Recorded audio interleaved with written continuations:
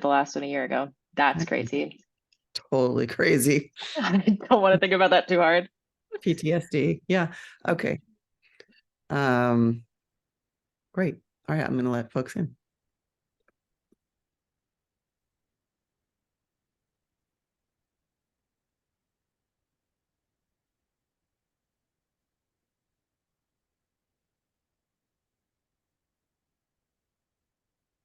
Good morning. Morning,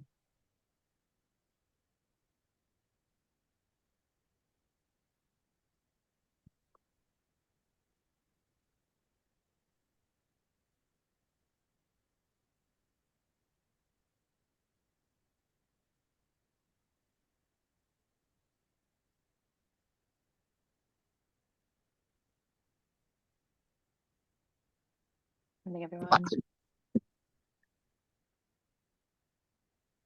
Morning.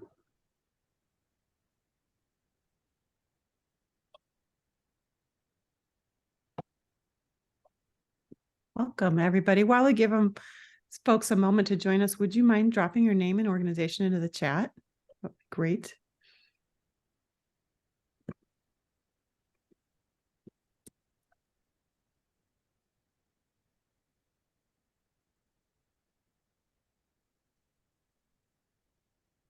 I'll give it just another minute.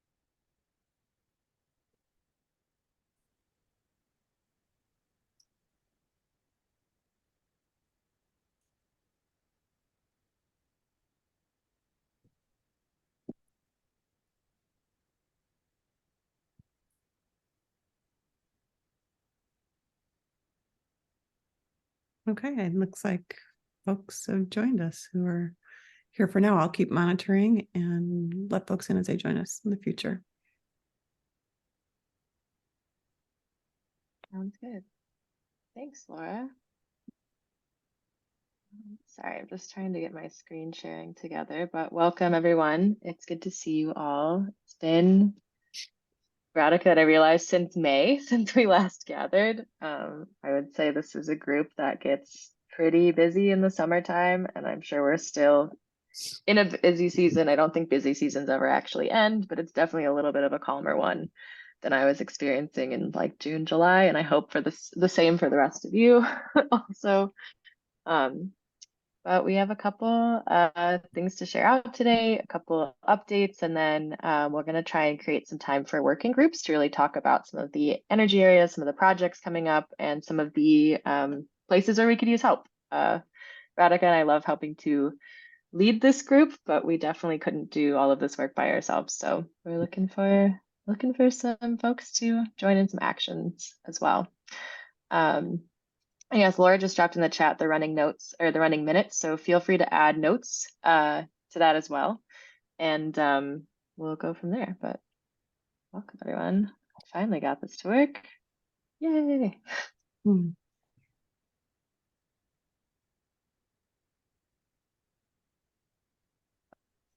So today we'll start out, Radhika will lead us in a centering activity. We'll go through a little bit of a recap of our last quarterly meeting, review the updated goals and strategies that Radhika and I presented at that meeting, just because I know not everybody was there. Go over some of the upcoming projects and events that are happening that are linked to our initiative, and then have about 20 minutes for some breakout groups, which we'll talk about more in a little bit, and have about 10 minutes to kind of debrief, to talk about some key takeaways and next steps together. So with that, Radhika, I turn it over to you. Good morning, everybody. Happy Friday. My name is Radhika Moralia. For those of you, I think we have a few new names, at least to me, on the call. So I am I'm the program director at Friends of the Forest Preserves and co-chair of this amazing initiative. So today, I thought we would take a few minutes to think about the word belonging. And so I want you to just take a minute to think back to a time when you entered a space that you weren't really familiar with. You didn't know a lot of people, or you know, it's like a networking event or a new job or in-laws family reunion or something like that. And you felt a little uncomfortable perhaps. And so I just wanted you to think on um, what would have made you feel like you belonged in the room, or what did somebody do to help you feel like you belonged in the room. So hopefully the latter happened for you. But yeah, so I'll just give you a couple minutes to think quietly, and then we'll come back together.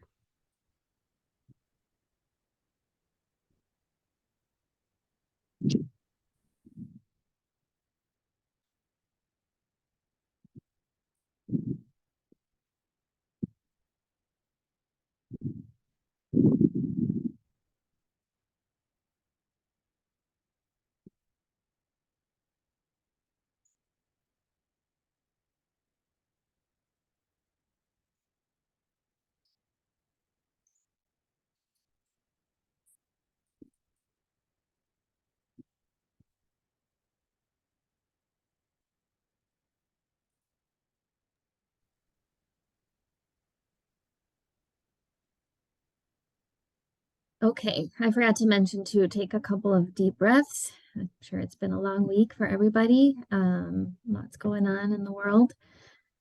So take a few breaths and feel free to share, that action that helped you feel belonging or would have helped you feel belonging.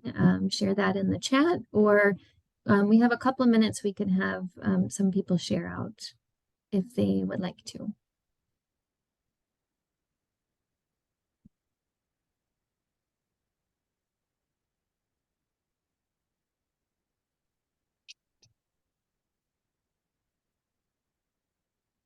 Anyone?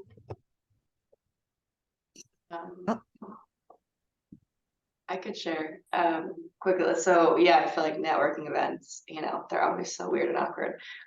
So I've felt kind of welcomed when I've like had a conversation with someone else who also like acknowledged that it's awkward, right? And we're like kind of can stick together. Those kind of things. So like, okay, yeah, we're not all just like feeling like this is a great space. It's okay.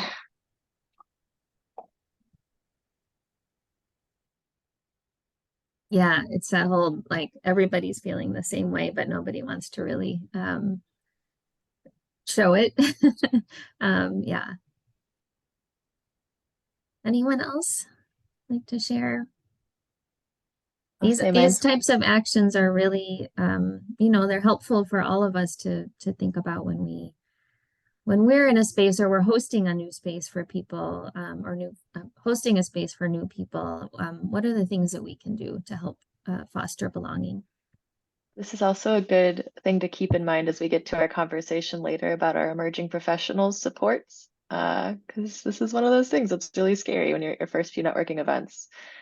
To build off of what Becky said, similarly, I think it's helpful when there's an opportunity to like have a space for folks who maybe came to something alone or don't know anybody at an event already. I think sometimes when you go to these things, it can immediately feel like you're on the outside of an in crowd where like everybody seems to have met before. And so having space where you can find other people that are like, oh no, I also don't know any of these people is really comforting. It can immediately be a bit of a connection in my experience. So how do you create that, like how do you create that circle? Or yeah, I've had it at more organizing events before, but there'll be kind of somebody calling out and saying like, hey, if you're here alone, if it's your first time coming to something like this and you don't know anyone here, like we're going to have an intentional space for folks to gather and like we can buddy you up with someone or introduce you to one of the event organizers and they can help introduce you to other people. Great. Yeah, that's simple. Yeah. Wonderful. And there's some great ideas in the chat. Someone asking me a genuine question. Lovely. Making eye contact and smiling during a talk or meeting. Giving a tour of the space. Authentic engagement and interest, not minimized or brushed off with one-word responses. So yeah, thoughtful engagement, greeted with smiles. Again, all these are all great and fairly simple. It's just really simple things that we can all do that we forget in the hustle and bustle of life and, you know, trying to get the event coordinated. But this is a really critical step. Okay.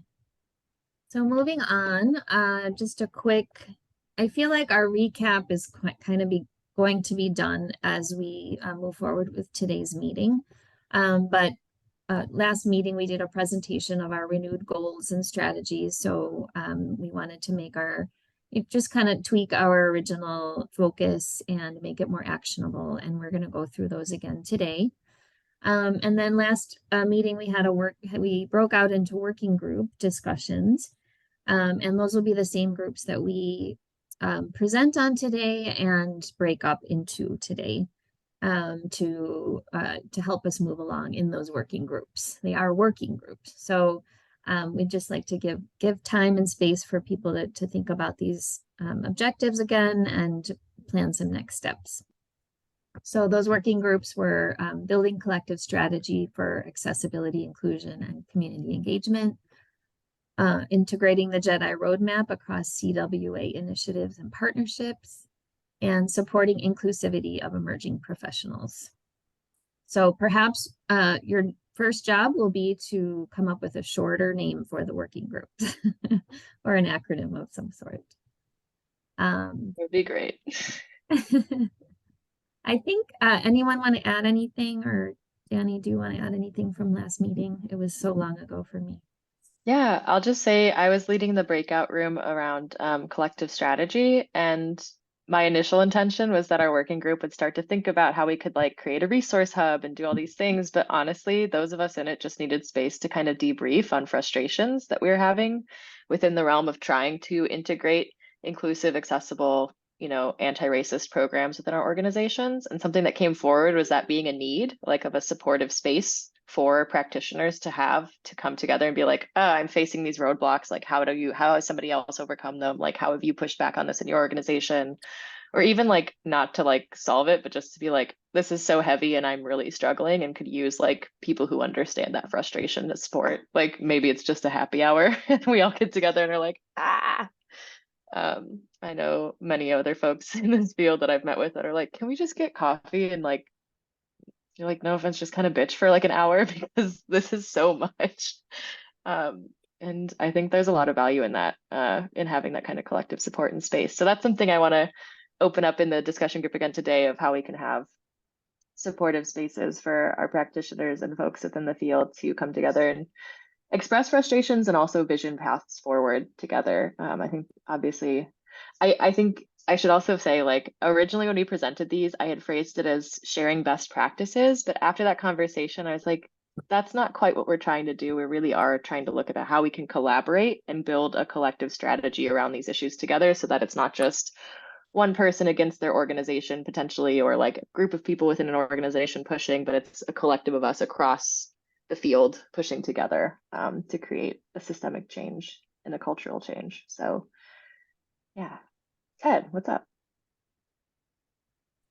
Danny, I'm wondering if based on that comment alone, if it might not be worthwhile to think about combining the working groups 1 and 2 for the moment, because I think that's going to be a pretty heavy lift, and a lot of the support you needed or ran into, right, or was offered will be part of bullet 2 and work group 2.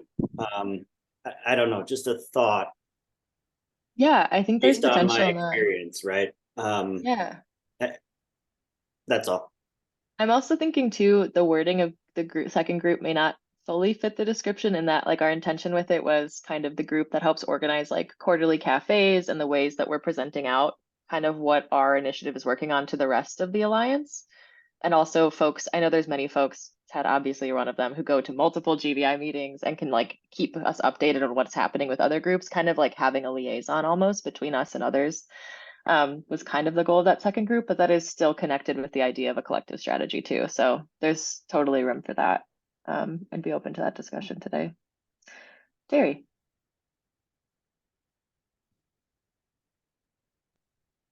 Oh, Terry, if you're speaking, you're muted. Sorry, I had stepped away and had to get back. Oh, you're good. Okay, as I excuse me, I'm going to keep my camera off. I've had several interactions recently, and I'm all very much in favor of the increasing diversity, the JEDI, the awareness. But I want to remind us all to stop and think about the people we're interacting with as individuals. I think the interactions I've had recently, I'm encountering many people who are doing work in this JEDI space are making assumptions that if you're older and white, you are the problem. And I think I'm finding it very disrespectful.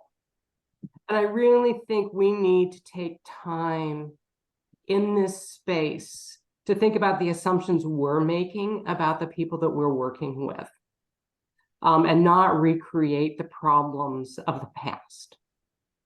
So just be aware of how you approach people and the assumptions you make about what people are doing. And so that's my 2 cents worth for today.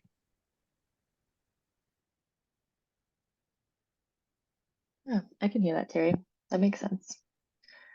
I would also offer too in the same space, like along those same lines, remember that people that are coming with those assumptions potentially have had bad experiences, and it may not be necessarily a reflection of their feelings towards you as an individual, right? But like the feeling and fear that's built through negative interactions with folks over time. So there's a lot to heal across the board, you know? Exactly. And I think the assumption is we can't make assumptions.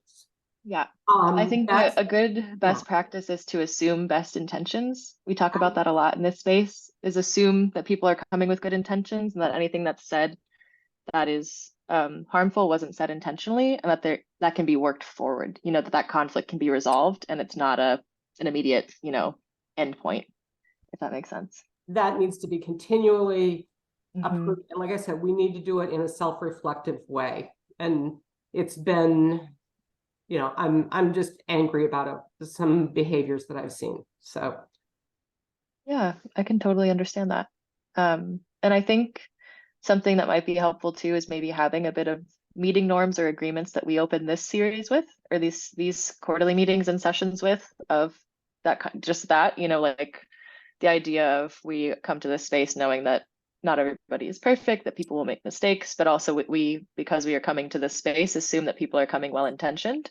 And because of that, we can try and work through any of those misunderstandings, any lack of knowledge on the part of individuals, and work on it together, while also holding space for people who may feel hurt by something. Maybe it's not their job necessarily to step in and do that education or that correction, but that we as a collective can hold space for all of it, for people to make mistakes, for people to have, you know, to heal from harm, that we can create a room of like a community where we can handle that kind of conflict. yeah, because conflict isn't a bad thing necessarily. Yeah, it's just an opportunity. Yeah, I haven't experienced in this space. It is outside of it. And I'm thinking, as we do this work, we need to remind people that we're educating and working with about this to deal with it on a one-on-one and personal, you know, it's not just in collective spaces.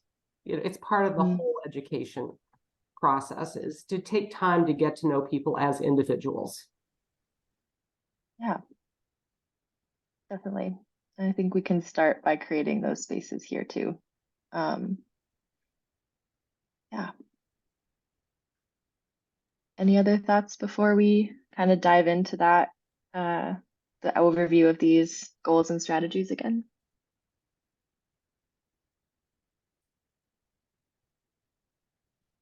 Alrighty, Radhika, do you have anything else to share on these? No, I don't. We'll get into more details about all of them later in the meeting. Sounds good. So one thing we wanted to start with is just to kind of revisit why we are in kind of this re-strategizing, reframing space. The goals and strategies that we had created over the last couple of years were just really inactionable and not realistic for what our alliance does and for what our members or partners within this group are capable of doing. You know, the idea was that we'll represent the full diversity of the region by 2030, which again, it sounds nice, but it's a very vague goal. And the region is really vast, and that we're not necessarily analyzing the specific demographics of the full Chicago Wilderness Alliance region or tracking them. So how do we match the full diversity? You get the idea. It's a well-intentioned goal, but it's not necessarily actionable in the same way that the goals we're writing now are trying to be. So we had also had increasing access to natural areas as well as green and blue spaces for all types that are welcoming to all, which is great. But if we think about the framework of SMARTY goals, so goals that are specific, measurable, actionable, realistic, time-bound, inclusive, and equitable. I have never remembered that acronym correctly until right now. That was stunning. Sorry, I'm proud of myself. But you know, the idea being that we're being specific in what we're saying. So it's a great thing to strive for, that overall we want this to happen. That's a hope that we have, but this is not a real strong statement of how we make that happen. And then also similarly expanding nature-based programming across the region, particularly in places with the least area of healthy green space. We don't do public programming as Initiative 5. We have individuals that do public programming as part of our members. I do public programming up in Lake County. Like, we all do work in this area, but we're not measuring it collectively. Again, it was just kind of confusing as to how we like actually activate around this when we all have kind of our own separate programs happening that aren't necessarily collaborating. And then again, the final thing, which again, these are all very good statements, but just not necessarily good strategies because they're not actionable. So directly addressing legacies of environmental injustice. Great, but how and when and where and who? So the strategies then kind of continue in the same way of they're really great ideas, but they don't necessarily represent the capacity of this group, and they're not necessarily actionable. So I won't go through these all again because we're not using them anymore, but that's just a restatement of why we wanted to rework the language we were using to frame our initiative. And so Radhika and I worked together to create a refreshed goal based on input we had from folks earlier this year, kind of taking in thoughts around what people were coming to this group for, what they were seeking to gain, kind of the give-get of participating. And what we pulled together was the idea that by 2030, the Chicago Wilderness Alliance will adopt a culture of diversity, equity, inclusion, and justice, and build the capacity of the Alliance partners to increase equitable public access to natural areas for people of all identities and abilities across our 4-state region. So in this, we're saying that we know that there's no way for us to be perfect. We know that there's always going to be something else for us to adapt to. We're living in a very complex time where there's constant crises that we didn't plan for. An example from the summer, we didn't really have any models predicting the impact of wildfire smoke in the Midwest. Not something we had thought about being an issue here, right? So there's going to always be things that we need to be able to respond to that we didn't plan for. But the idea being that as an alliance, we're trying to shift our culture so that it's not that we perfectly understand every issue and its complexities, but that we are becoming more analytical, more thoughtful, and we start to see the areas in which inequities happen, and we're prepared to understand situations with that framework, right? So we're coming from this lens of inclusivity, equity, an equity focus, and a justice focus, and so that our partners are gaining this information through this cultural change, so that they're able to enact these values into their own work. Again, knowing that we all do individual work, but we come together as a collective to share resources, to share strategies. This is just what made more sense to us. It's the idea of we're talking about best practices, we're talking about ways to shift a narrative, and hopefully from that time we spend together here, our partners are able to do that work in the context of where they are, in what the ways that it makes sense for their region, for the communities they work with, for the organization they serve. And to that end, we have three kind of energy areas we highlighted based on the work that's already going on within the Alliance, the work that's going on within the membership of our group. And so, as Radhika said, the first is this idea of building collective strategy. And so we talked about creating new methods of sharing out best practices with each other, our strategies and resources, potentially in the form of a toolkit. That could also include policy guidelines, templates, and coaching resources, all of which we've been collecting initially through the audit we did late last year and earlier this year. We have a lot of shared resources from partners that they've been using that I think are really great starting points. But we also talked about the idea of creating, potentially creating cohorts within underrepresented regions of our footprint, knowing that we have a lot of things that happen that are very Chicago-centric, but we also have really strong collectives in Northwest Indiana, in Lake County, in Western Illinois. And we have the potential to have kind of support groups or almost, more specific gatherings that can help focus on region-specific initiatives and also help unpack some of the resources that CWA is putting out within the specific socio-political context of certain areas. So what I have to do to push a policy forward in Lake County may be very different than what somebody has to do in Cook County and versus like Lake County, Indiana, where we're all dealing with different players, different politics, similar histories, but sometimes the actual way that they've played out has led to very different contexts. If that makes sense. Also, people feel free to like throw questions in the chat throughout this. Raise your hand if you're like, Danny, you're rambling and I don't understand what you're saying. All appreciated.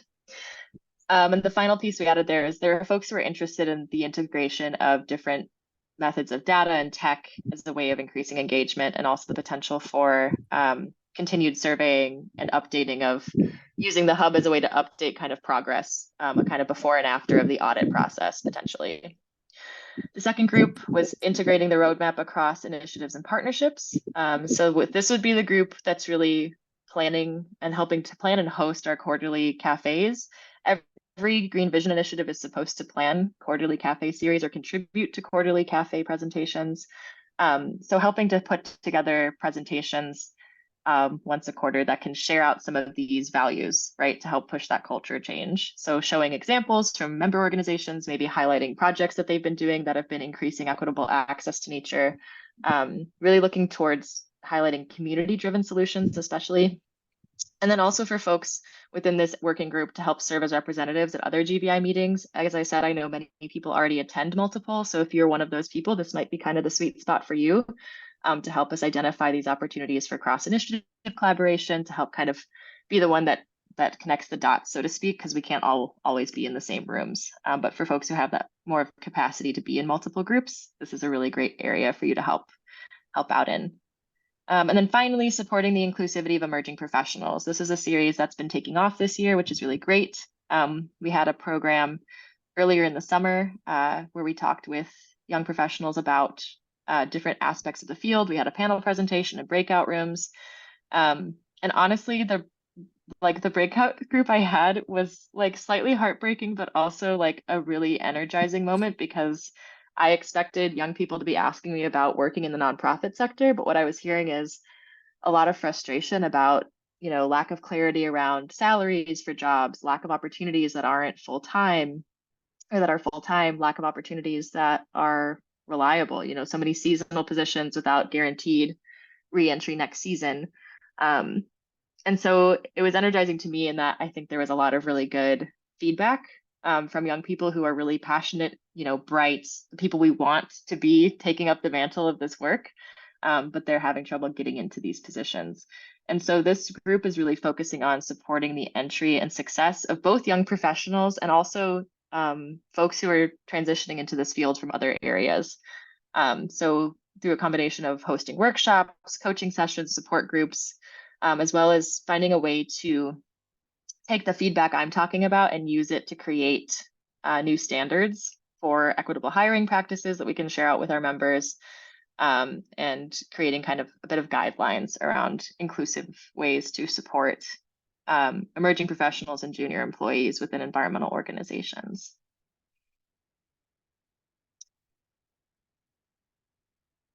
And I kind of could have switched between that slide and all of these to explain more what I just said, but I think I kind of covered this for the most part. really, again, just the importance of having space in this sense for there to be opportunities for connection and engagement, and creating a way to have a collective area of resources that we can easily share with folks that make sense. One of the initial actions I have listed here was updating the language for the website, which we've done, which is great. So you will now see our updated goal language, I believe, on the website, Laura. I think you and Maria updated that, if I'm not mistaken. But yeah, thank you. And then again, the need for there to be cross collaboration across initiatives and help support the creation of cafes. And also not just to help support the creation of cafes, but also as an opportunity to highlight the amazing work that folks are already doing. If you have, a project, a program, a partnership you're really proud of that you think can serve as a model, like this is an opportunity to have a platform to share it out, and we're happy to highlight the work that you're doing. Excuse me. And it also helps build off of some of the momentum we saw at Congress, where people were really energized around the different ideas they were hearing from partner organizations. So being able to continue to have a space for those conversations to happen, for there to be a bit of inspiration from others. And finally, as I said, the inclusivity of emerging professionals. Again, just to focus on creating more clear pathways into the field for emerging leaders, because we need all hands on deck, y'all. Which we've needed for decades, but even more so now. So the best way that we can do that is to create supportive frameworks to bring in new folks into the field that help them succeed in their careers, add to, contribute to the field, and also like be able to pay their bills and live and be people outside of their jobs. So super excited for what this can look like. I know Radhika led this group breakout session at our last meeting, and there was already like a creation of a mentorship program idea and like a whole bunch of people who were eager to sign up and be potential mentors. So I know there's a lot of amazing lived experience and expertise among the folks who come to these meetings, and there's a lot that can be shared with younger folks, with folks who are transitioning from other areas who need help kind of, finding their way into positions in this field. I think there's a lot to go around. With that, I want to pause for a second and give space for folks to talk about things. Radhika, if you have anything to add, please. Yeah, I just wanted to add on to that last point. We talked about the need for a reciprocal mentorship, because those of us who've been in the field a long time can really learn a lot from people who are just entering it. And so it's mutually beneficial, right? So we, as people who are kind of stuck in our ways, can benefit from hearing one-on-one from people who have new ways of doing things, or can really explain what the needs are these days, and help us all evolve. So I thought that was a really great idea. There are some comments in the chat that I can just review.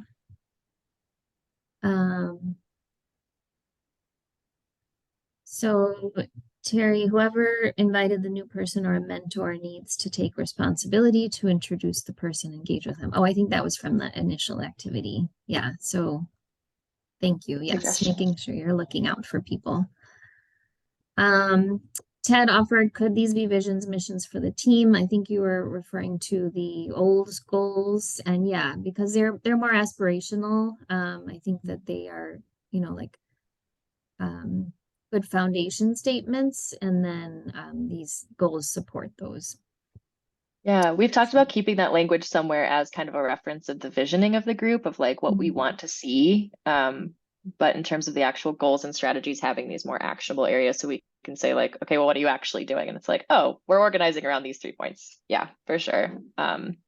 And I think that's kind of like the process of creating the initial goals and strategies we had. If anyone was part of that and remembers, like we went back and forth on like the nitpickiest of things. Like we were being so precise about the way we were wording stuff. And at the time I had just started getting involved in CW things. And so I didn't really even fully understand like what we were trying to create. I was just like, yeah, this sounds beautiful. And in reality, it was kind of like we did step one, like the dream big, let's vision, like, when you do some asset-based engagement, the first step is always like, let's just talk about what we want. We're not going to worry about the funding, the budget, what's possible, the staffing. Like we're just going to talk about dreaming big. And we did that, which was great. Yeah. But then we didn't do the second part, which is like, okay, but what can we do? Yeah. So that's kind of what's coming now. How do we get there? Yeah. How do we get there? The first, like, the language is beautiful. I agree with all these things. I would love it if I had the power to like increase greenways and blueways by 20% by 2030, but I don't. I don't know if other folks do. Like, if you do, please do it. And if I can help you, let me know. But increasing the blueways piece, I was also like, are we gonna make the lake bigger? I don't know. That'd be cool, I guess. I don't know. It's reclaiming lakeshore every other year, so maybe. But yeah. But thanks for that, Ted. I agree. We can definitely keep some things.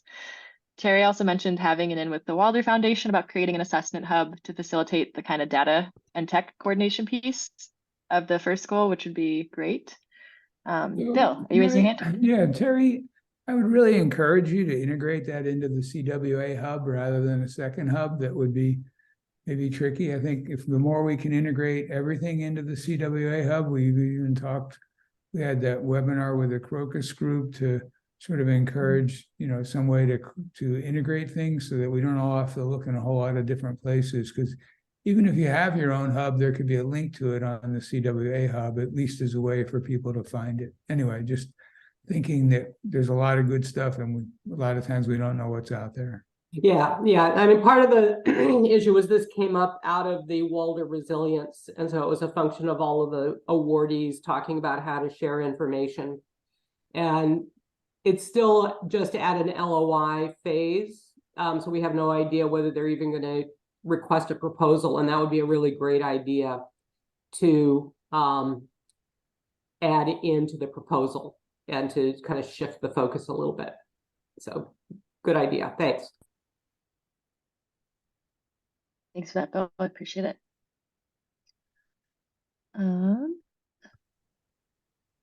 Any other thoughts or comments on this renewed language?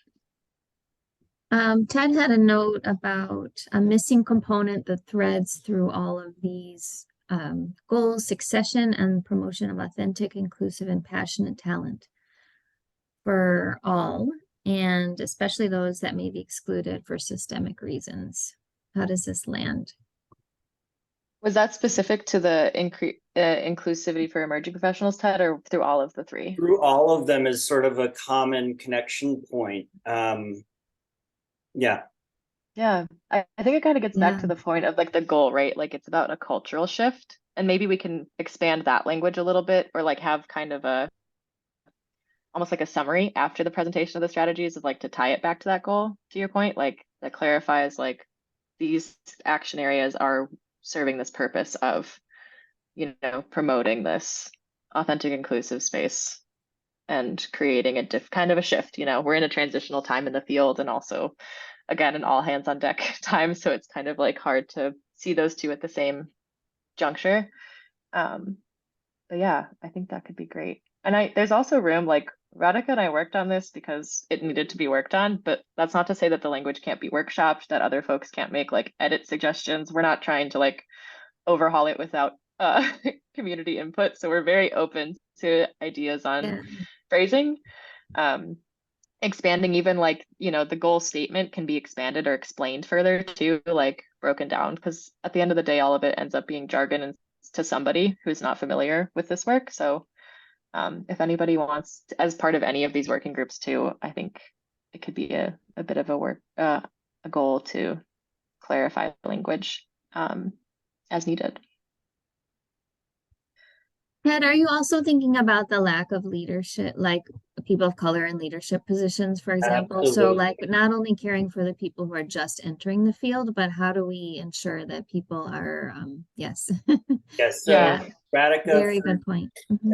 and Danny, I don't know, Danny, I know you come to the steering committees more often than Radhika does. But the last one we had, we started talking about a spreadsheet that Elizabeth sort of prepared that was just a quick sort of like green, yellow, red. How are we doing on these? And then one of my points was adding this succession topic as, unfortunately, we lose people like Jerry Adelman because he's retiring. How do we, replace him and further inclusivity in a very kind of, for lack of a better term, not necessarily all male, but certainly maybe pale and stale, right?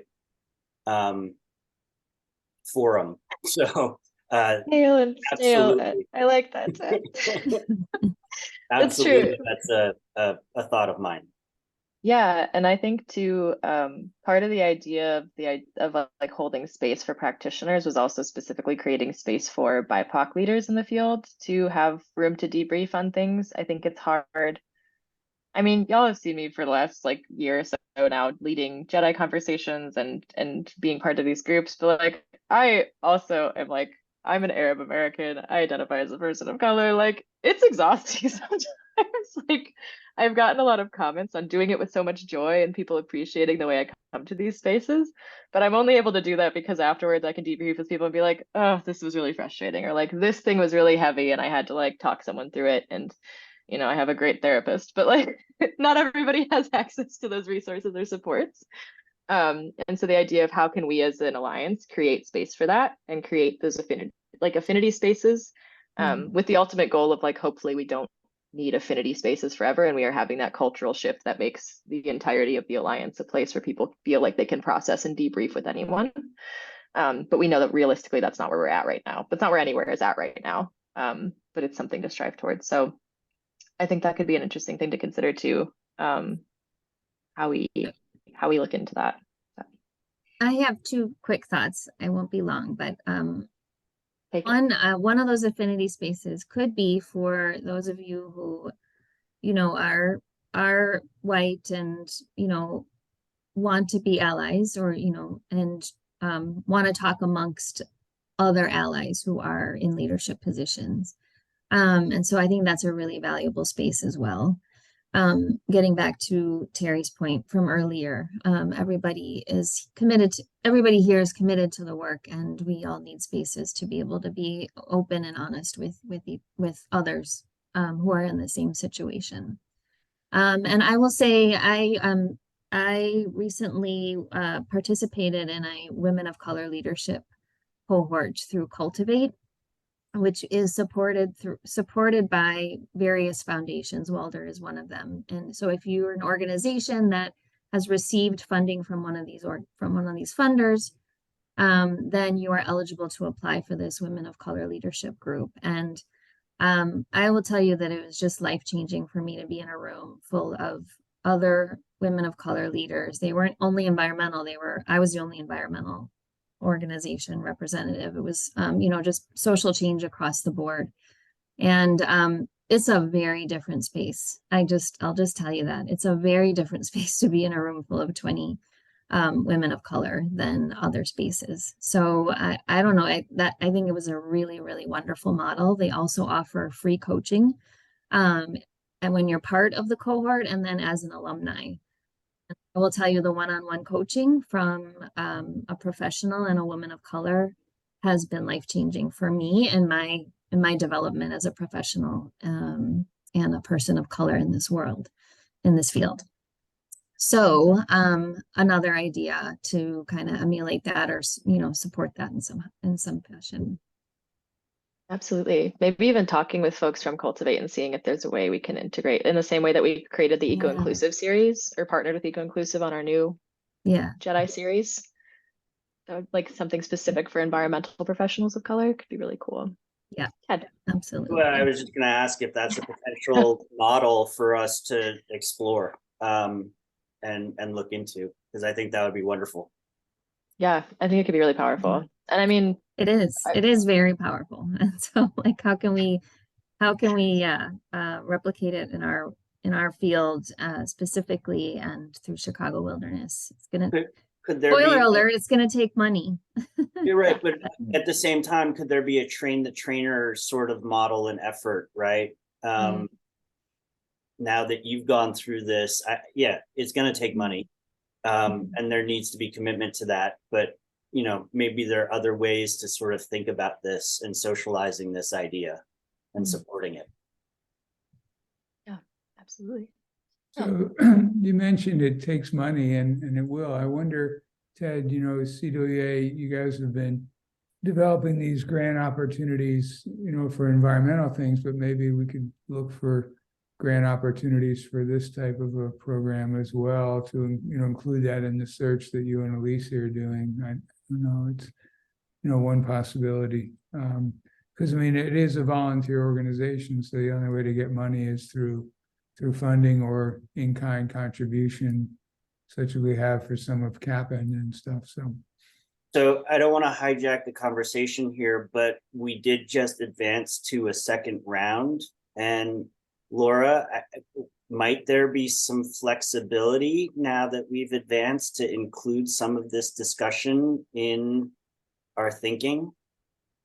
Because I think we're sort of halfway there already with a lot of the stuff that we proposed.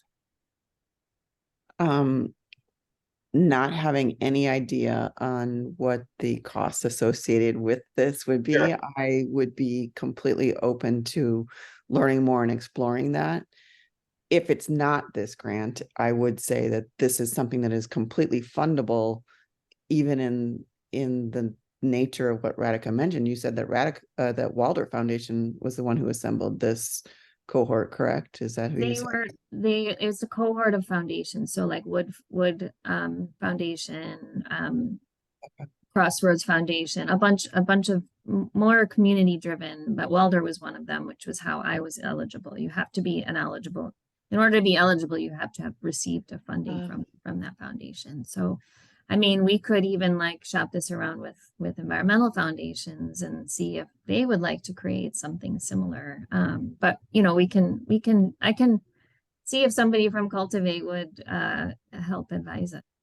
Yeah, honestly, if we could get some basic information about what it was, how the costs were how the costs add up, then I'm not saying that it couldn't be part of the NOAA grant. I just don't know. And then the other is, if this is a priority that we want to advance from this initiative, then we should get all of that information together, look at what we think it could be, and then absolutely move forward with a new grant proposal, because it seems to me that this is something that could and should be fundable. I just don't want to, I just want to get more information before I respond completely. So there was another thought that I had there and I lost it while I was talking. So I have a clarifying question, Radhika. You said that you were included because you got a grant. I don't know which one was the awardee or awarder. My organization, Friends of the Forest Preserve, received a grant from Walder Foundation. Okay, so this that is made where I'm me going eligible. with this. Is I wonder if they have funded other partners that then make them eligible, right, for something like this. And there's more than one involved in this conversation and opportunity. And that helps reduce some of the costs. Walder's a major funder of brushwood right now. Right. They contributed, they kind of like kickstarted our Health Equity Nature Accelerator. So I wonder if it's saying to Walder, like, hey, only one of us is taking advantage of this program at the time, but you have several awardees in the CWA, and we really think this is an important and beneficial initiative. Would it be worthwhile to sort of gather who those are and see if we can't, have other people take advantage of this? I don't know. Yeah, I know the field also received funding, and I know Lorena's has transitioned out of that position, but she was managing that funding at the time. I don't know if she participated in this. She was on the call at first, but I think she had to drop off. But yeah, I think that's definitely worth reaching out, Ted, because Walder has been funding a lot of environmental groups who are doing community-driven work, especially in the health equity space. There is an application process. So once you're eligible, you have to apply to be accepted. So capacity of Cultivate is limited as well. So I think, absolutely we should get the word out. This year's application's already passed, but we should get the word out for more of our colleagues. But how do we expand the capacity and perhaps replicate the model in a way that makes sense for CW? I guess I would be open to exploring. Yeah, I think it's a good way of us thinking too about in terms of creating like bringing more people into the fold and creating a more inclusive space here. Like by doing it through CW, we have an opportunity, like an inroad to reaching new partners. So yeah, Laura. I remember the thought, and it was, as I was speaking, I was wondering if the new Blacks and Green initiative might be, they have some pass-through grants, if we were able to consider that as an opportunity to advance this request. And I would love to sit down also, or if you were all able to discuss further with Walter what these opportunities were, just to sort of to get more information. But we don't have to discuss this now. But if Yeah, I mean, there's especially in Chicago, there's a lot of Black and Brown affinity groups organizing already in nature spaces. I mean, Chicago BIPOC Birders, Blacks and Green, um, and so there's a lot of momentum to build off of. In terms of creating something alliance wide, that's where I think we'd have to really brainstorm like how we could create something that could reach people in every area of the region. But I know there's also things happening in every area of the region. I just am not familiar with the initiatives everywhere, right? So finding a way to kind of like, I don't know, maybe have a more dedicated meeting time or like a more dedicated conversation where we ask specific folks we know are connected into different areas to join and to kind of share thoughts. Could be beneficial. Kathy Sipple from Indiana and Earth Charter Indiana should probably be included in that conversation. And I can reach out to her if this gets explored and there's momentum. Yeah. Yeah. And Laura, thank you for clarifying. Yeah, Laura, Blacks and Green has potential funding sources that we could apply for. Oh, thanks, Miranda. That is very cool and relevant. Amazing. I'm gonna shift back really quick to this slide deck, and then we can continue to talk through ideas. Honestly, our group is pretty small today, so I don't know if breakout rooms are fully necessary or if we just kind of want to look at these discussion items together, and folks who are passionate can we can jot down ideas in the running minutes together. We can kind of talk through some things. I think that might be more effective. But to that end, I just want to quickly highlight some upcoming things that are already planned, that can be built off of, that can be promoted, to show what's already happening. So one is, as I mentioned earlier, we have these 5 free courses that are going to be happening with Parker McMullen Bushman from Eco-Inclusive Strategies. Parker's incredible. They're like just an amazing person, is leading in this work across the country, has led trainings for so many major players in the environmental field. Is also I think I can never remember the actual title, but is now like a higher position for the National Interpreters of America. So is really just a huge, incredible leader in this work. And so our first session is this Monday and is sold out, but you can register for recordings of all 5 sessions. And unlike the series we did a couple of years ago, those recordings do not disappear after a couple weeks. They are accessible for a while. But we do ask that folks who are signing up for the recordings, especially if you're planning to share them with your team, not just send out like a link to the recording and say, watch this and kind of hope somebody does, but to be really intentional with it. I think you could, if you're not able to attend these live, having the recordings, and if you're in a leadership position in your org, sitting down with your team and kind of watching them together, having space to debrief, to talk about how you strategize around these different components within your own work could be super beneficial. If you're searching for a framework to use in your organization of how to move things forward, this could be a really powerful starting point. But all that is to say, this first session is kind of really just an overview of why DEIJ's focus is vital to our conservation goals. The second is specifically looking into how we unpack and understand our privilege and microaggressions within organizations. I think this one is one I'm particularly excited about. Just because I'm sure other people can relate, having experienced microaggressions, it's like one of those things that is really hard for people to try and like comment on or correct when they happen.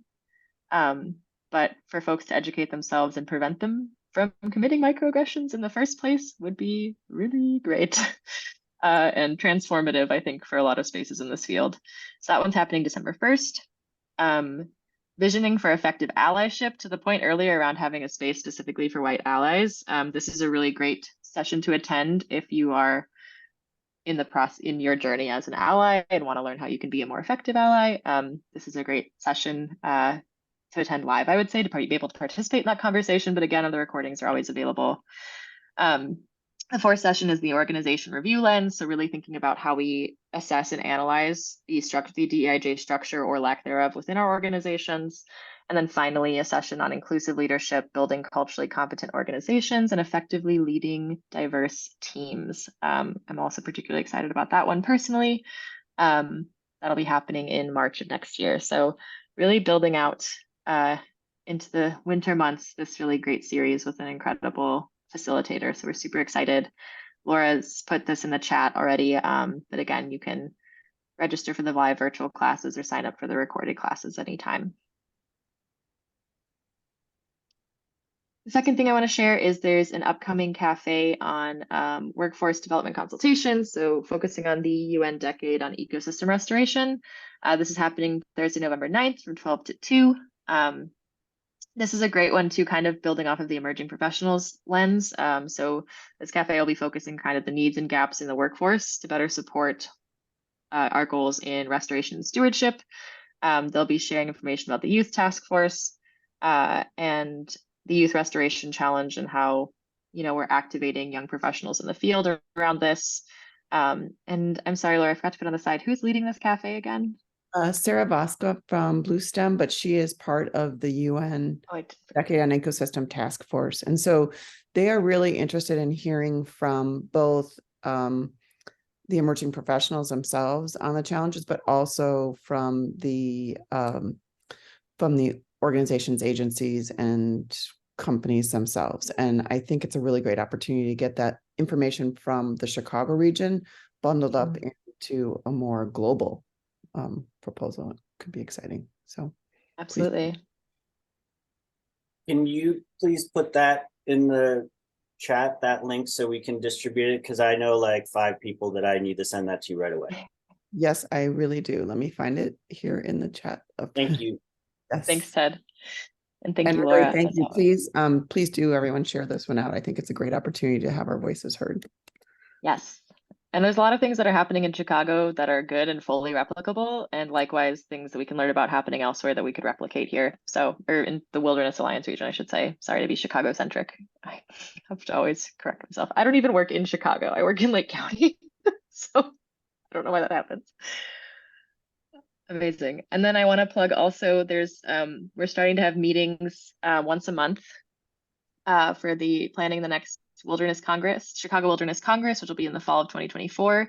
The meetings are the third Thursday of every month from 3 to 4 on Zoom. They had their first meeting last night. I was not able to join, but Laura, if you have any things you want to share out or any takeaways. I think it was a great first meeting, and Ted and Jeremy, please feel free to jump in because you were both there. And what I'm really excited about for this Congress is that we are in such a different place with our Green Vision Initiative goals, but also the ability to spotlight and focus on the Calumet and Northwest Indiana region as a model. And the work that's been going on there over the last 30 years is actually really a great example of how partnerships, community building,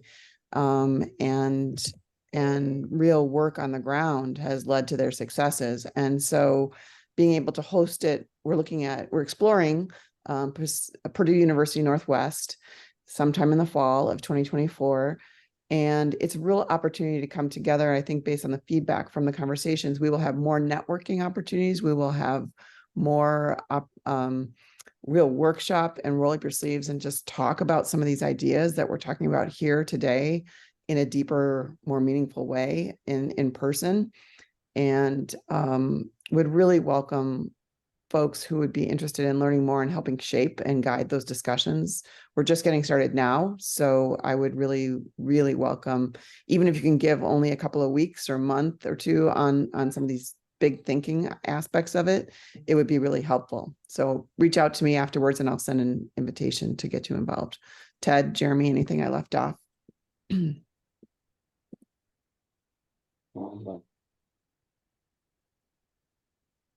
Jeremy, I just want to say I appreciate your dedication. You're like always joining us while you're on the road or like actively doing something and you participate anyways. And I just appreciate the hustle. It's very generous of you. I would love Jeremy to chime in on this. I've said enough this meeting, but I'm happy to fill in as necessary.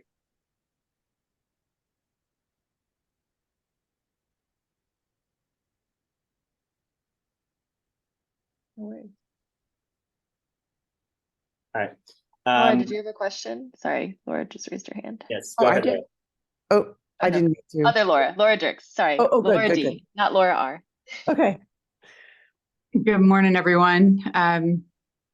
So I just wanted to see if there's any tie-in to Congress. And Danny, I know you know about this. And Laura, I mentioned it to you too. We just got approval from Walder to extend our grant to the end of May. And we also are reallocating some funds to hold a one-day summit. And we're starting the planning process right now with formation of a committee to put together this idea of how do you design and create safe, accessible, and trustworthy spaces in the outdoors. And it sort of stems off of our Wild Things panel discussion that we had in February. And we're hoping to have it be, the NCH2, and Terry can speak to this as well, used to have the symposia every other year. And this is a spinoff of that, where we really have hold the space for not showcasing, I guess, presenting case studies of people, organizations who have the leadership, who are really creating these spaces now or have in the past. And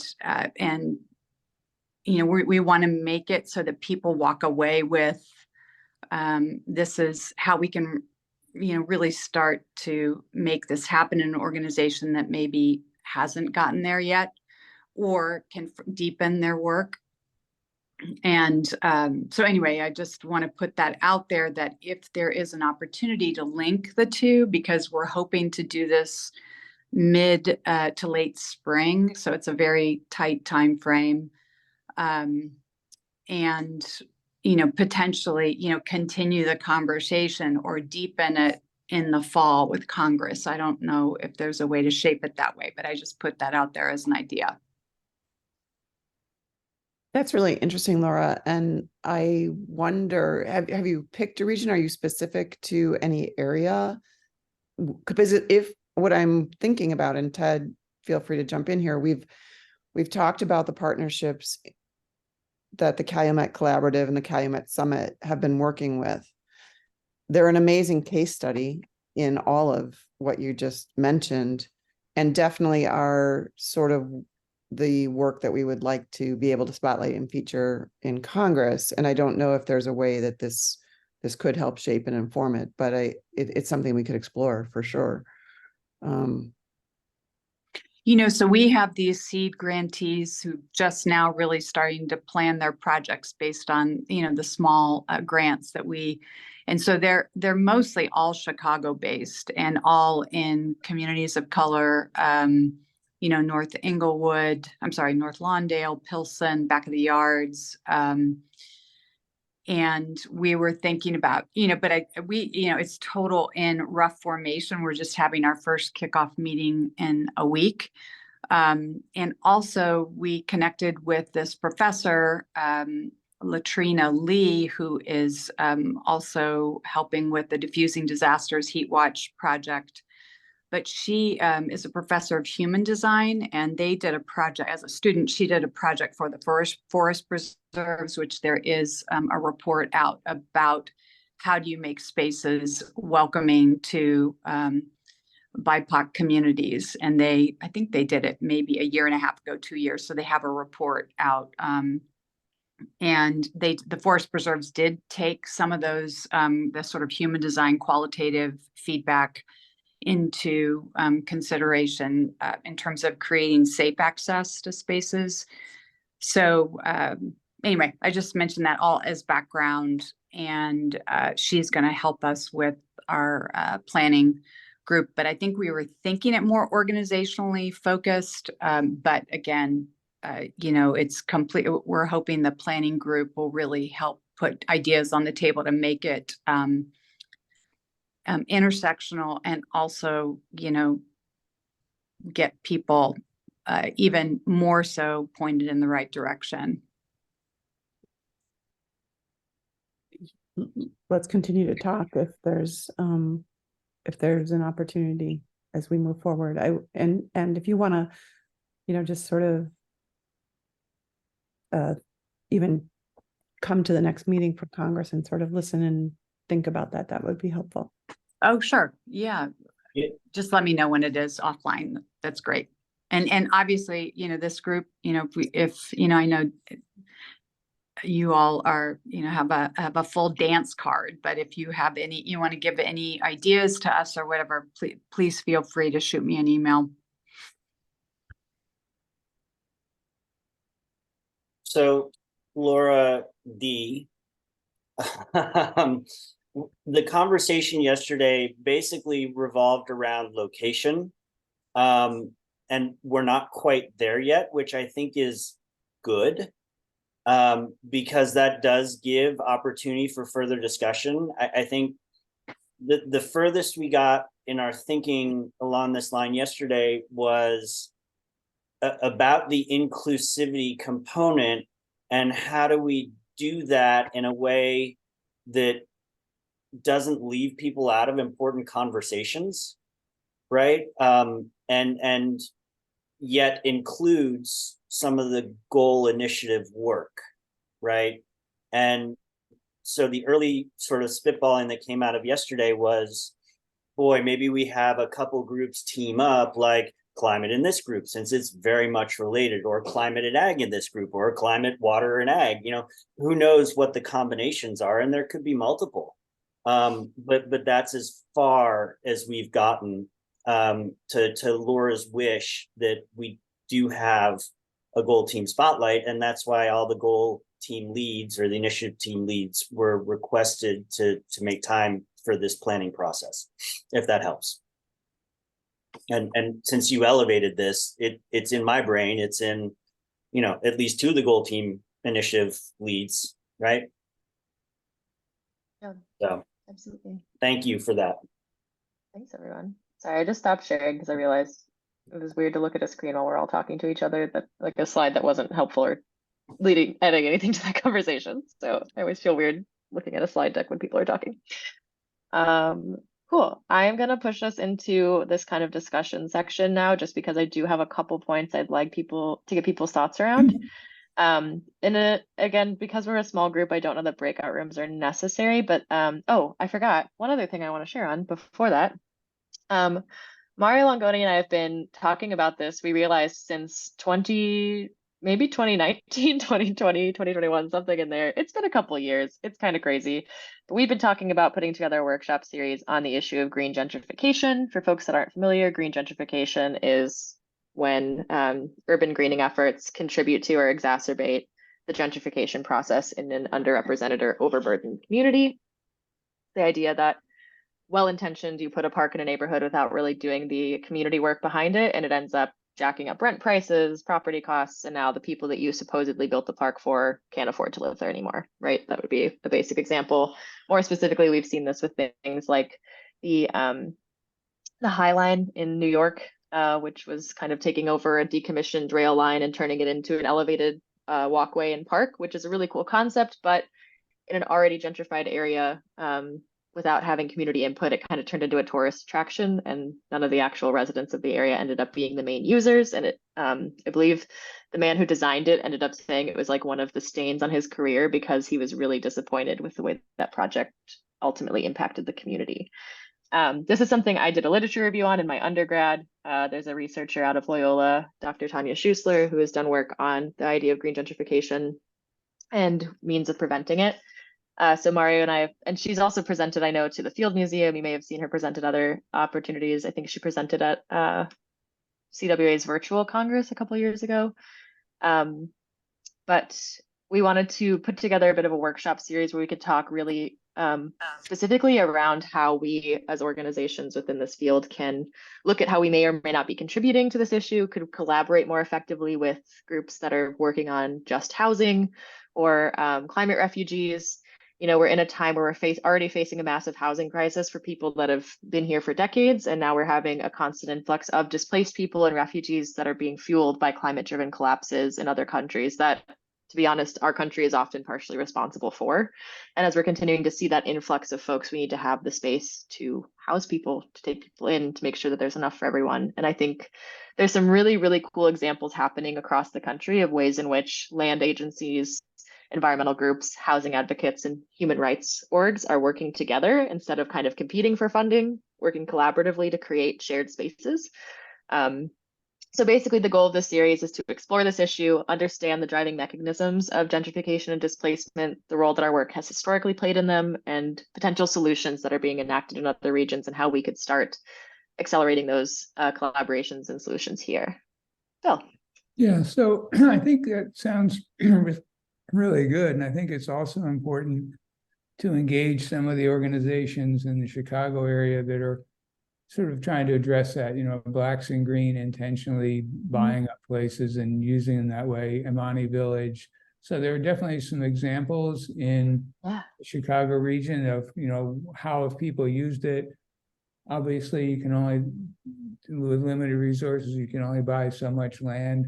But I think, you know, trying to have a sort of a mix between, you know, the high level, what can work, but also boots on the ground, what challenges that they faced, and, you know, what are the things there. I think that would be a nice mix together, whether it's integrated together or whether they're sort of interwoven with different ones. So absolutely, that's a great suggestion. I'll say too, I was just at the Land Trust Alliance's rally conference in Portland at the beginning of September. And there were some really interesting presentations from land trust groups on how they had been collaborating with housing advocacy groups and using like easements, conservation easements as sites for both conservation, but also public housing. There's just so many creative ideas when we think like from a place of abundance and how we could share space rather than like, you know, fighting over tracts of land and having singular goals. So yeah, and I think the Amani Village example is a great point, and Blacks and Green buying up these properties. It all makes a lot of sense. And also when you just look too at the historic, you know, legacy of public housing sites and like the green space they lack and the ways in which people are prevented from accessing green space when they're living in public housing. I think a lot about, there's an example in Waukegan, there's a public housing facility called the Towers. It's two very large buildings. And there's a lawn, just like a manicured lawn in front of the building, but it's fenced off. And so even the residents that live in that building can't access the lawn. So it's like, who is it for? You know, like, why is it there if people can't use it, right? And similarly, we've seen other instances where public housing projects have had like properties salted because people tried to grow things in the ground and that wasn't allowed. So they just took away the ability to do that, right? So like, there's a lot of justice issues that tie into it. There's a lot of creative solutions that are already happening. And I think there's a lot of education that could be done really effectively within our audience to unpack some of this history too. But Mario and I also could use help because obviously we've been talking about doing this for years and it hasn't happened because the two of us keep having things coming up.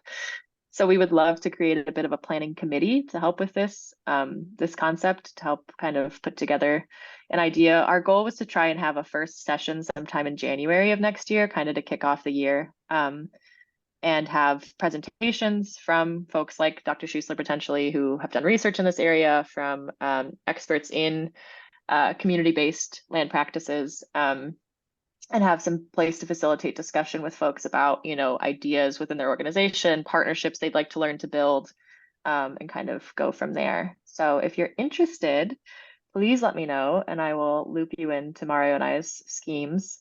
Yeah, Ted. Or also, Laura, was your hand raised from before or is it up again? Sorry.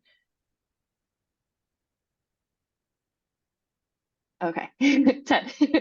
So I sent you that email yesterday. I would highly recommend reaching out to Lydia if you Yes. missed that in your inbox. And then the other opportunity that I can connect you with if you don't know her is, gosh, I can't remember her name right now, but Friends of the Parks is pretty active in this debate in terms of, you know, the greening of parks and how that affects property values. So that might be an opportunity too. Yeah, that sounds great. And I can Absolutely. connect you to there. Yeah, I should also say Mario has like a crazy list. He was like, yeah, I thought of like 30 other orgs we could reach out to. And I was like, okay, let's go. So they might already be on his list. I can't remember off the top of my They head, could but if be. not, I'll add it. Yeah, you Okay. know, the Field Museum folks are always thinking. Yep. Amazing. But to that end, I had 20 minutes set aside for breakout groups, and we have 15 minutes left in this meeting. So I just kind of want to go through some of the discussion items I had schemed up for these sections and kind of get people's cursory thoughts on things. In terms of collective strategy, you know, for all of them, we're thinking about group leadership also. If any of these speak to you, if you have the capacity and are interested in helping these working groups, please reach out to Rob and I. We could really use the support. Personally, we're both pretty swamped on a consistent basis, and we want to continue to support this group, but we also could use some co-leads in these initiatives and help to lead these working groups. Yeah. Bill, did you I'd just like to sort of say, I'm just thinking, one of the areas that I've started to get more engaged in is engagement with Native American groups, and doing that in part through some research projects at Northwestern and around Lake Superior, but also in the CAPN trying to include the indigenous aspects. And I think, you know, with in this region, we have so many Native Americans living in the Chicagoland region and the CWA region. And that would certainly be something to think about, including in Congress. I know Madeline Tudor's done quite a bit of work in the Calumet region on that.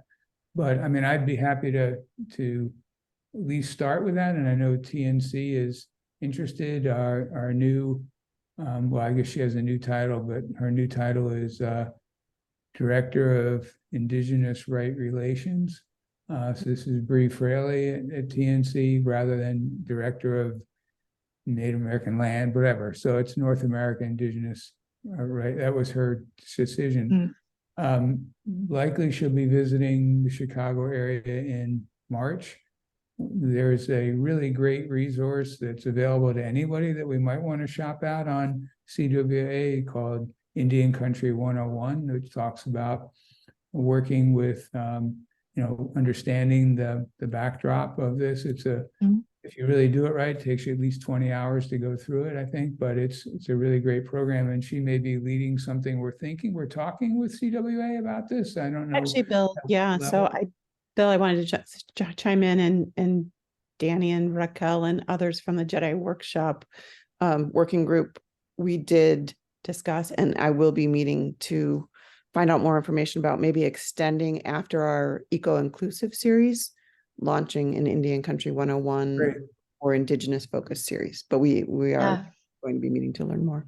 Yeah, there's so that's something I'm very interested. I'm sort of just getting into the space. I mean, I've been interested a lot. And the other reason for it is I think there's so much we can learn from the Native American perspective of being part of nature rather than exploiting nature. That's so important for conservation and building that in to try and build that into CAPN, but also across CWA and to create spaces where people can carry out their cultural practices of helping to steward lands, to grow the medicines and, you know, not. Absolutely. So anyway, I think it's sort of something untapped, and it's something I still feel uncomfortable with, but certainly happy to try and take a, you know, at least participate in that, and maybe see if Madeline would like to be engaged as well as other Indigenous leaders. We've been talking to some extent with folks at, what is it? The,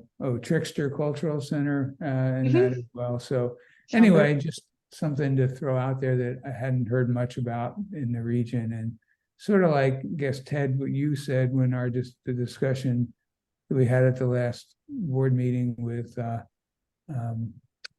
it was some Envision Unlimited or something, right? So working with disabled groups and engaging them. So we haven't had so those are a couple of different things that we might continue to build out. Absolutely. I think too that could be a really interesting cafe series. There's a lot of really cool models being enacted of land back and what that can look like in different contexts, whether it's co-management of spaces, easements back into possession of Indigenous groups for management and overseeing that. Yeah, I think there's a lot we can build off of. That was another really interesting element of LTA's conference in September. They had the first summit of Indigenous land trust leaders. Great.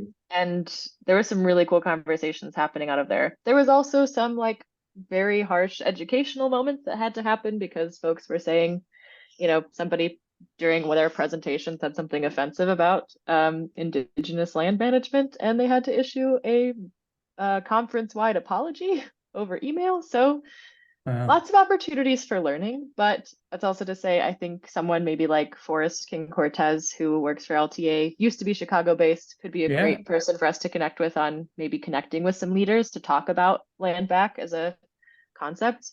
It is different for us in the Midwest. Just interrupt, but actually what at least Bree is pushing is land forward. But anyway, so in other words, thinking of it in a different way of how do we move ahead and do this in the right way. So, but yeah, I mean, that's a Grand Forest would be phenomenal. He's great.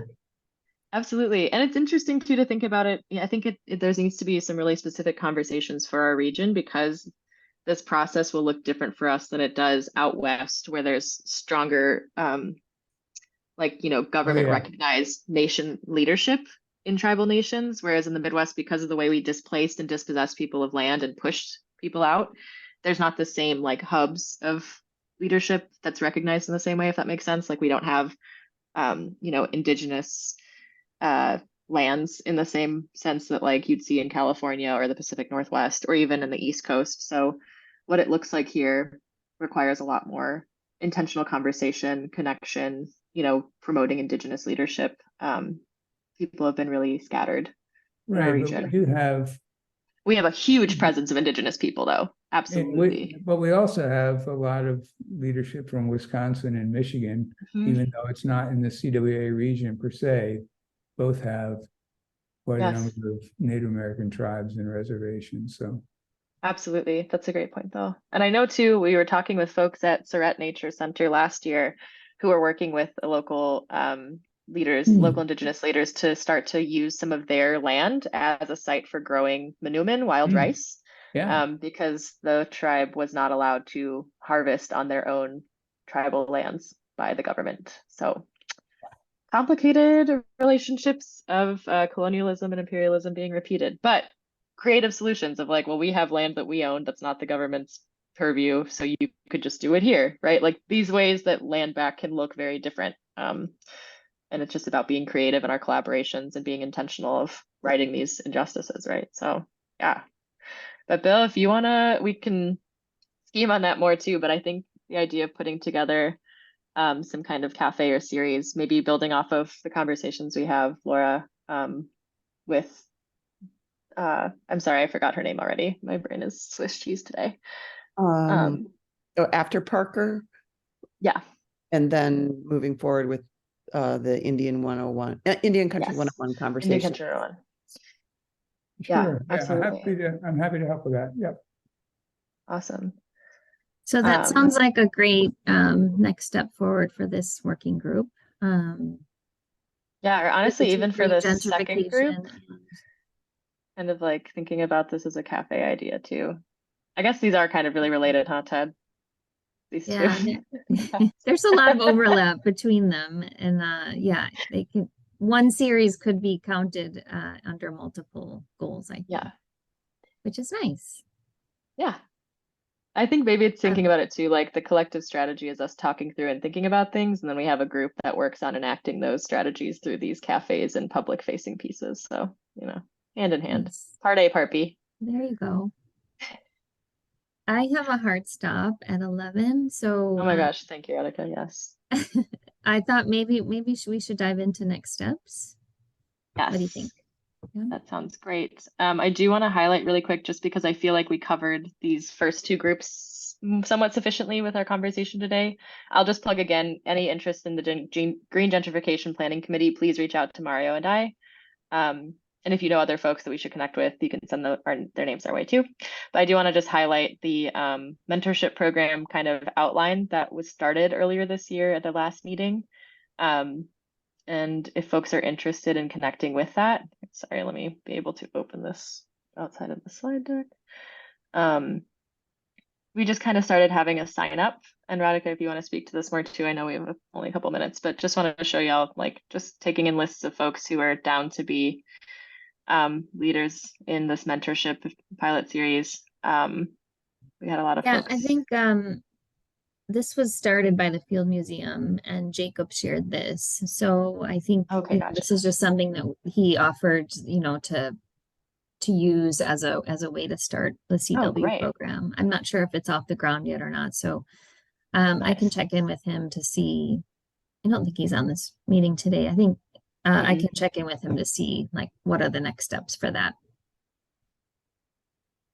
Danny, are you all specifically wanting people of color to serve as mentors or something different? I think for this, it was just general support for emerging professionals. So, getting into the specifics of matching people along identity could also be a good concept.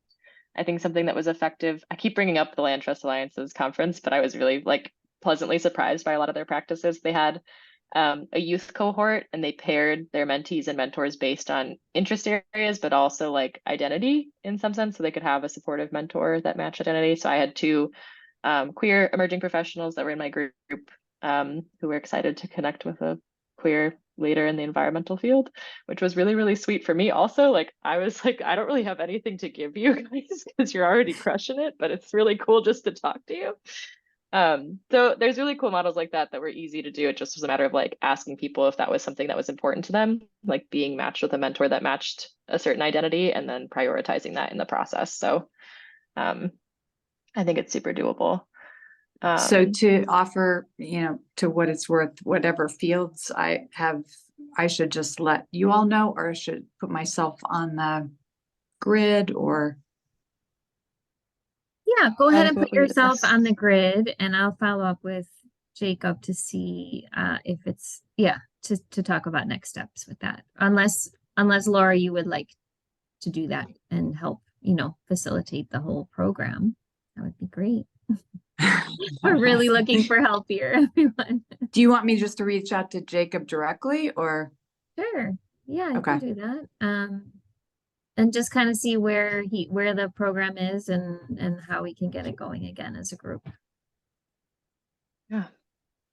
Will do. I appreciate everybody's contributions today. I think in terms of next steps, it's going to be up to all of us to kind of keep this momentum going. But I think Radhika, you and I can get together and kind of send some follow-up on the asks from today and kind of start convening maybe some subgroups who are interested in certain areas and getting people connected offline so that they can keep moving pieces forward.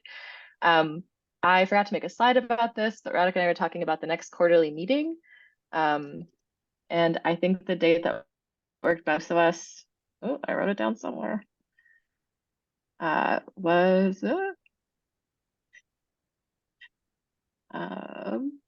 you know what? We'll follow up with the date. I think quarter one, we were looking at potentially early February or early March. Personally, early February would work best on my end, but we'll keep you guys posted. So thanks everyone for your participation and joining us today. Have a great weekend. We appreciate you. Thank you very much. Thanks, y'all. Everyone.